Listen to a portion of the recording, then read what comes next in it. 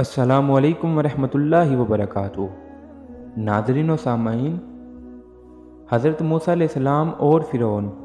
اللہ تعالیٰ کی طرف سے جب حضرت موسیٰ علیہ السلام نبوت کے مرتبہ سے سرفراز ہونے کے بعد دین حق کی تبلیغ کے سلسلے میں فرعون کے پاس پہنچے تو آپ نے فرعون سے بانگ دہل فرمایا، اے فرعون، میں اللہ تعالیٰ کا نبی ہوں اور حق و بیچ کی دعوت دیتا ہوں، اس لیے تم خدائی کے دعوے کو چھوڑ کر ایک اللہ پر ایمان لے آؤ۔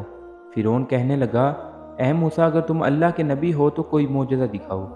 حضرت موسیٰ علیہ السلام نے فرمایا، یہ دیکھو۔ اس کے ساتھ ہی آپ نے اپنا عصا مبارک زمین پر ڈال دیا۔ وہ عصا مبارک زمین پر آتے ہی ایک بہت بڑا اژدہا بن گیا جو اپنا زرد رنگت والا منہ کھول کر زمین سے 1 کلومیٹر سے بھی زیادہ اونچائی تک اپنی دم پر کھڑا ہو گیا۔ اس کا ایک جبڑا زمین کے اوپر لگ رہا تھا جبکہ جبڑے کا دوسرا حصہ فرعون کے محل کی دیوار کے اوپر لگ رہا تھا۔ اچانک اژدہے نے حرکت کی اور اس کا رخ فرعون کی طرف ہو گیا۔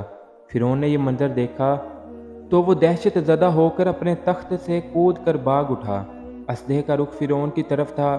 فرعون لگاتار بھاگتا ہوا لوگوں میں گھس گیا۔ اس پر اس قدر بھگدڑ مچی کہ ہزاروں آدمی ایک دوسرے پر گر کر کچلے گئے اور مارے گئے۔ فرعون ڈرتا ہوا گھر کے اندر داخل ہو گیا۔ اس نے چیخو پکار شروع کر دی اور کہا، اے موسیٰ، تجھے اس کی قسم جس نے تجھ کو ہی بنایا، اس کو پکڑ لو۔ چنانچہ حضرت موسیٰ علیہ السلام نے اس کو اٹھایا تو وہ اژدہا پہلے کی طرح عصا مبارک بن گیا۔ اس پر فرعون نے سکون کا سانس لیا۔